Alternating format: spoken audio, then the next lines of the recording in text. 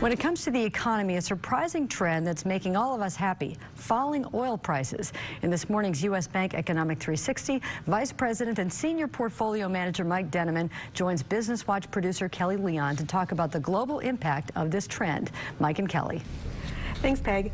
Mike, great to see you this week. Good morning. So we talked about this a couple months ago, falling oil prices, and yay, we were so happy, but now even more. That's right. What's happened? That's right. So yeah, when we talked about it a couple months ago, we had oil trading about $85 a barrel, which was a sharp decline from where it had been. Today, it's even lower. It's below $60 a barrel now. So when you compare that to the $110 that it had been at just this past summer, you can see what absolutely dramatic decline, almost in half. And in fact, lowest oil prices today since we've had since 2009. So, as we discussed a couple months ago, it's still an issue of supply and demand. Global supply is a great deal higher than the demand, so that forces the price down.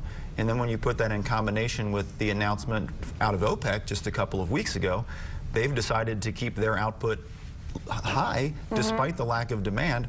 So all that does is serve to drive the price down further. The imbalance gets even worse.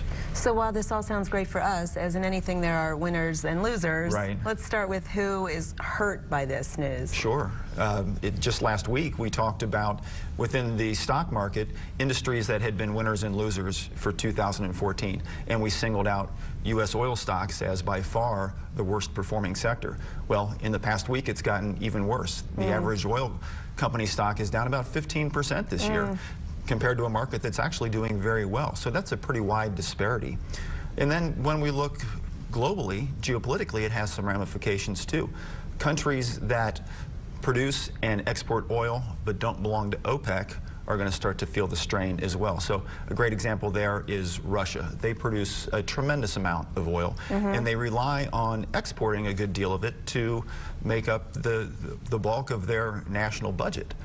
Well, that works great when oil's at 110 a barrel. At 60 or less, not so much. So we're already starting to see the fallout from that. Their national currency, the ruble, traded this past week at its lowest level in history. So, it's not just a conversation topic, the low price of oil. It has real world consequences. And so how about the winners? Who's on the benefit side of this? Well, you hit the nail on the head earlier. U.S. consumers clearly are reaping the benefits. The price at the pump has continued to fall, and that just puts extra dollars in the pockets of average Americans.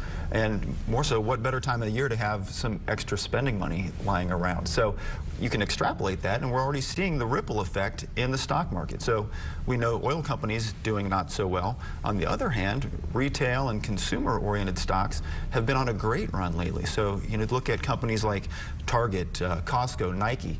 These are stocks that have run up quite a bit recently and are trading at their highest level of the year. So that's no coincidence that it's in the same combination with oil. Nice. We'll be looking for some extra Christmas presents this year because of this. I like that news. If you're on the good list. If you're on the good list. Ooh. All right. Well, we'll see what happens.